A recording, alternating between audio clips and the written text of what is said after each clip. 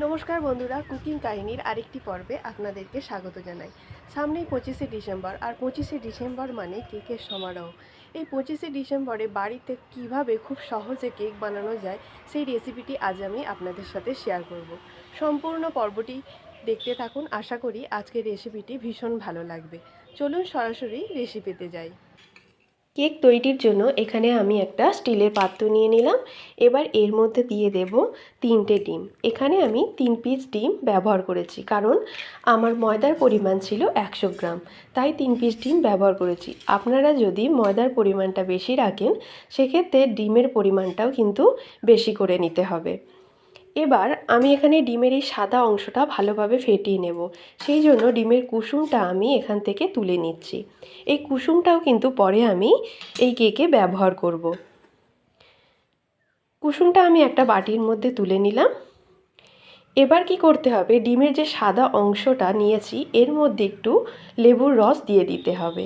লেবুর রস দেওয়ার কারণ হলো ডিমের যে একটা কাঁচা গন্ধ থাকে সেটা কেকের মধ্যে আসবে না, তাই অল্প পরিমাণ লেবুর রস দেওয়ার চেষ্টা করবেন।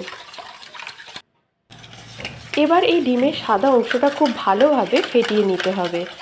আপনাদের কাছে যদি ইলেকট্রিক হ্যান্ড ব্লেন্ডার থাকে সেটা দিয়েও ফেটিয়ে নিতে পারেন, সেক্ষেত্রে খুব তাড়াতাড়ি হয়ে যাবে। আমি এখানে হাতে করেছি বলে আমার 20 মিনিটের মতো প্রায় সময় লেগেছে। ডিমের সাদা অংশটা ঠিক এই পর্যায়ে ফাটিয়ে নিতে হবে। যখন দেখবেন এখান থেকে একটা তুললে সুরের মতো হচ্ছে, তখন দেখবেন ডিমটা খুব ভালোভাবে ফ্যাটানো হয়ে গেছে। এই ফ্যাটানোটা কিন্তু কেকের জন্য খুব ইম্পর্টেন্ট। যত ভালোভাবে ডিমটা ফ্যাটানো হবে তত কেকটা স্পঞ্জি হবে। এবার কি করতে হবে, ডিমের যে কুসুমটা নেওয়া হয়েছে ওর মধ্যে অল্প একটু লবণ দিয়ে ফেটিয়ে রাখতে হবে। এখানে কুসুমটাও ভালোভাবে আমি ফেটিয়ে নিলাম। এবার যে সাদা অংশটা ফেটিয়েছিলাম এর মধ্যে দিয়ে দিতে হবে চিনির গুঁড়ো।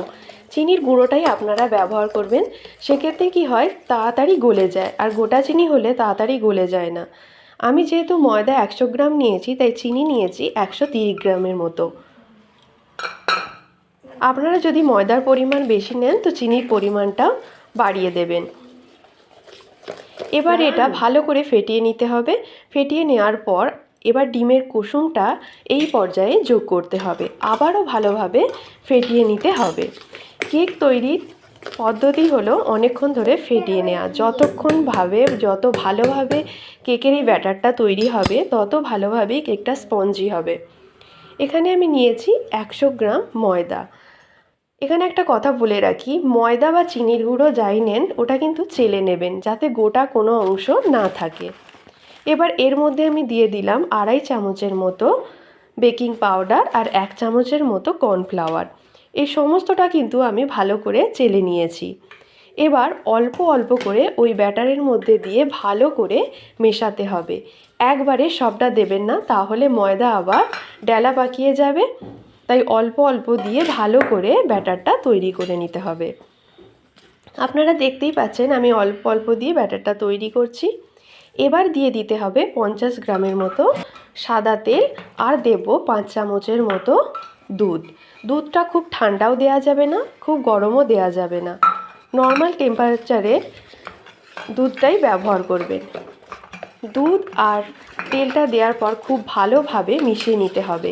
তেলটা যেন ব্যাটারের সাথে খুব ভালোভাবে মিশে যায়। এবার আমি দিয়ে দেব ভ্যানিলা এসেন্স। এই ভ্যানিলা এসেন্স কিন্তু কেকের জন্য খুব গুরুত্বপূর্ণ। এটা দিলে কেকটা খেতেও যেমন ভালো হয়, আর কেকের একটা সুন্দর স্মেলও ছাড়ে। ব্যাটারটা তৈরি হয়ে গেছে। এবার আমি কেকটা বেক করার জন্য একটা কড়াই বসিয়ে নিচে বেশ কিছুটা লবণ দিয়ে দিলাম। লবণের জায়গায় আপনারা বালিও দিতে পারেন। একটা স্ট্যান্ড দিয়ে আমি 10 মিনিট এটা গরম করে নিলাম। এবার কেকটা আমি যেই পাত্রে তৈরি করব সেটা রেডি করে নিচ্ছি। আমি এখানে একটা স্টিলের পাত্র নিয়েছি। আপনারা চাইলে কেক টিন বা অ্যালুমিনিয়ামের যে কোনো পাত্র ব্যবহার করতে পারেন। এবার এটা ভালো করে তেল মাখিয়ে নিতে হবে। তেল চারিদিকটা মাখানো হয়ে গেলে ময়দাও একটু ভালোভাবে চারিদিকটা ছড়িয়ে দিতে হবে, যাতে কেকটা আটকে না যায়। কেকটা ব্রেক হওয়ার পর সহজেই যেন বেরিয়ে আসে। এবার এই মিশ্রণটা এই পাত্রের মধ্যে ঢেলে দিতে হবে। মিশ্রণটা পাত্রের মধ্যে ঢেলে দিয়ে একটা কাঠি নিয়ে এইভাবে খেঁটে দিতে হবে যাতে ভিতরে থাকা বাষ্পটা বেরিয়ে যায়। অন্যদিকে আমার কড়াটাও গরম হয়ে গেছে। এবার এই কেকের পাত্রটা দিয়ে আমি ঢেকে দেব 30 মিনিটের মতো লো ফ্লেমে। 30 মিনিট পরে আমি ফিরে দেখে নেব কেকটা তৈরি হয়েছে কিনা। এবার কেকটা তৈরি হয়েছে কিভাবে বুঝবেন? একটা কাঠি নিয়ে বা টুথপিক নিয়ে কেকের ভিতরে দিয়ে যখন কাঠিটা বের করবেন, যদি কেকের গায়ে কিছু না লেগে থাকে তাহলে জানবেন কেকটা খুব ভালোভাবে তৈরি হয়ে গেছে। কেকটা দেখুন কত সুন্দর তৈরি হয়েছে আর খুব স্পঞ্জিও হয়েছে, দেখেই বুঝতে পারছেন। এইভাবে আপনারা বাড়িতে সহজেই 25শে ডিসেম্বরের জন্য কেক অনায়াসে ফুল ফ্যামিলির জন্য বানিয়ে নিতে পারেন। আজকের রেসিপিটা যদি ভালো লাগে লাইক শেয়ার কমেন্ট করতে ভুলবেন না। আর যারা আমার চ্যানেলে নতুন এসেছেন অথচ চ্যানেলটা সাবস্ক্রাইব করছেন না, অবশ্যই চ্যানেলটা সাবস্ক্রাইব করার অনুরোধ রইল। আজ এই পর্যন্ত, দেখা হচ্ছে অন্য রেসিপির সাথে। ধন্যবাদ।